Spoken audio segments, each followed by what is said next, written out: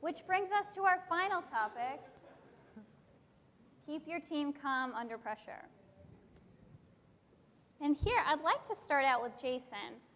You know, if your team reads something less than flattering in the news about themselves, you know, or about not about themselves, but about a product, how do you keep them calm, and how do you tell them to gauge their reaction before reacting to that particular person? Sure. I think a lot of calmness under pressure actually comes with preparation. So, you know, again, keeping those hard issues back until they show up and having the team surprised, like, oh my goodness, we didn't know there was an issue with product X or Y or Z, can cause, you know, a panic reaction. Oh my gosh, they're saying terrible things about us in the media. Whereas on the other hand, if they are aware of the issues and what's going on and are up to speed on what's happening in the business, if, you know, there's a particular region that maybe doesn't have enough sales or marketing leads, and that's an issue, they're not going to be surprised when the leader of that region calls up and says, guys, hop to it, you're not giving us what we need. So I think it goes back to many of the foundations that we spoke about earlier, which is communication, communication, communication, having honest and frank conversations about not only what's running well in the business, but what's not running so well, so that when things do go public or external, you know, that we're ready to react. Now, there are X factors, like, for example, when Miko sends a tweet on Friday night, that can throw a few people off balance, but certainly, you know, kind of having that understanding of the marketplace, the sources of the information, and then also having a solid foundation of understanding what's going on in the business and where there are potential problems really helps a team keep calm.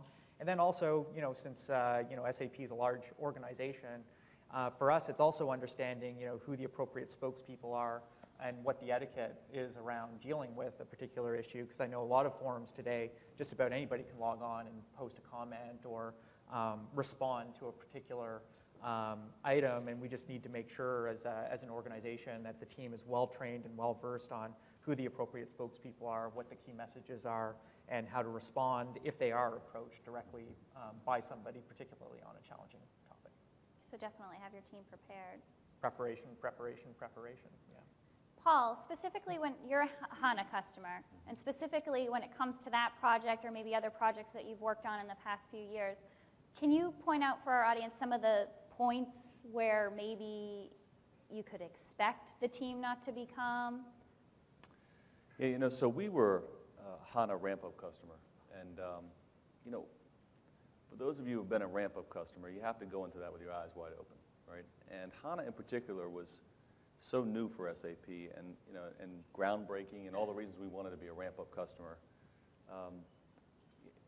Preparation was required, expectations were required, not just for the project team, but for our business counterparts, for the functional people who were going along the journey with us. So our use case was all around operations and real-time analytics in our warehouses and our distribution centers. So our senior vice president of operations was our functional sponsor from the business side, and I was a sponsor from the technology side. And we had a very large project team on a very new technology that had not even been released yet.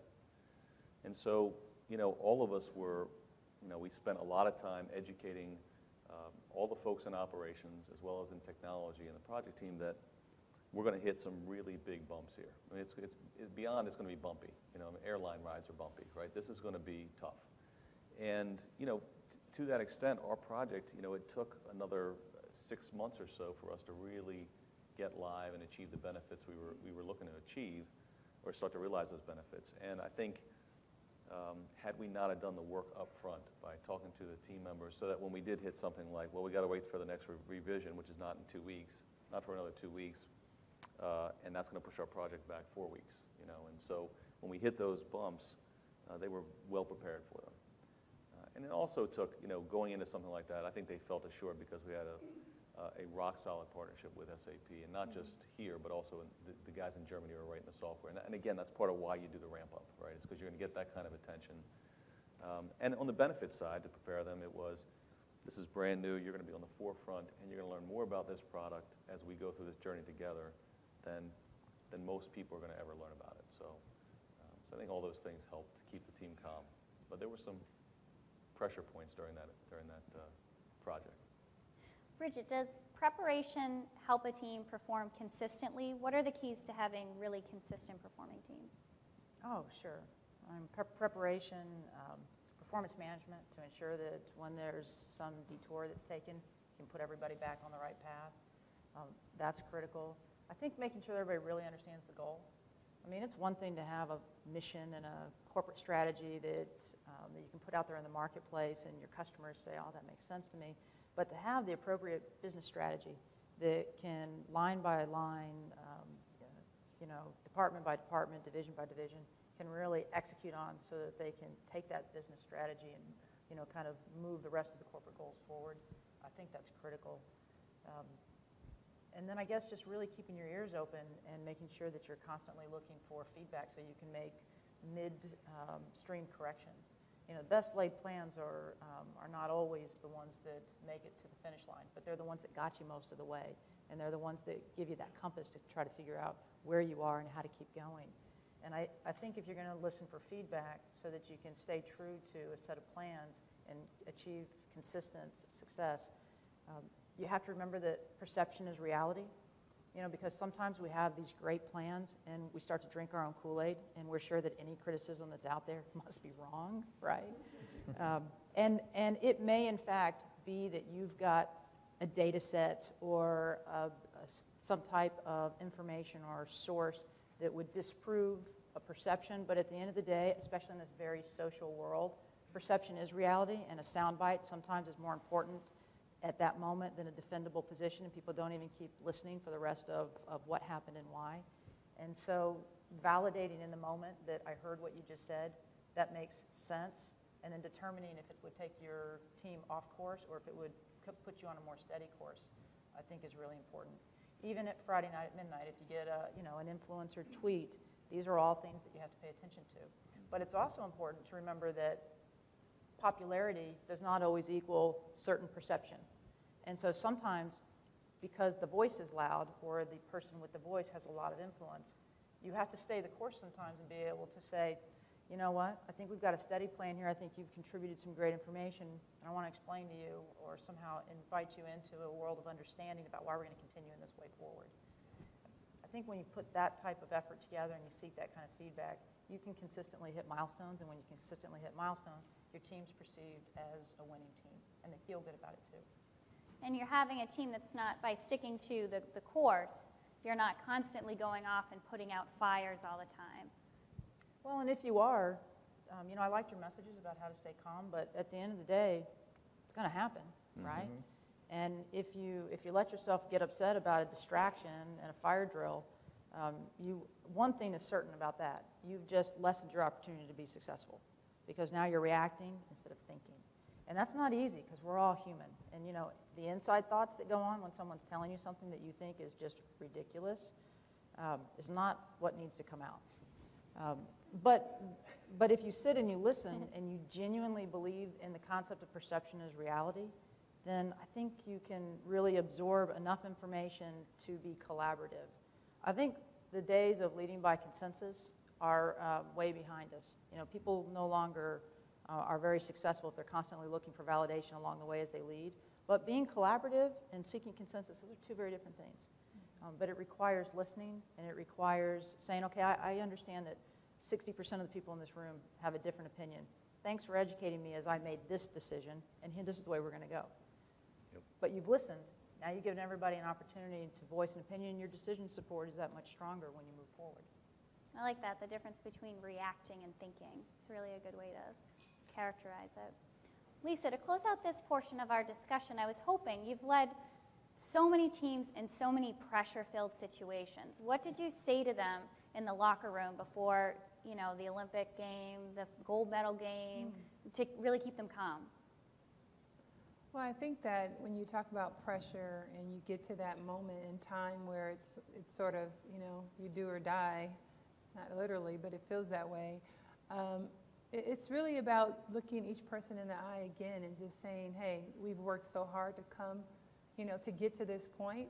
And the one thing I like to think about in that moment is think about after, when it's all over, that you have no regrets. Because there's been times where I have lost, and sat in the same clothes for hours and just replayed everything in my head because I had regrets about things that I didn't do in the moment. And so I try to tell people to try to seize the moment and be in the moment. But don't, again, when you're under pressure, don't look at the big picture. Just cut it up into small moments in time where you can do your best in short spurts. And I think that that's important. While you're under pressure, don't really interpret it as pressure. Again, I think also it's important you've been prepared for that moment. And I think even in business, it's important to not be alarmed by the moment of pressure or when something hits your company that you're not expecting, but for your leader to really step forward and send sort of a calm message to the group to say, hey, here we are, we're in the eye of the storm, how are we going to respond?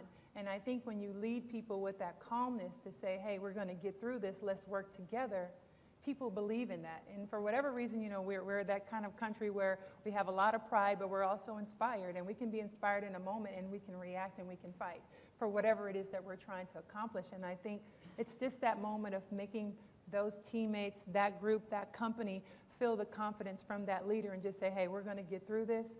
Let's find a way. And I think those words are always so calming to every team that I've led, in the Olympics as a captain, is they knew and believed in what I was telling them. And then I went out and led by example. And I think as leaders, you can't tell people to do one thing and then you're frantic.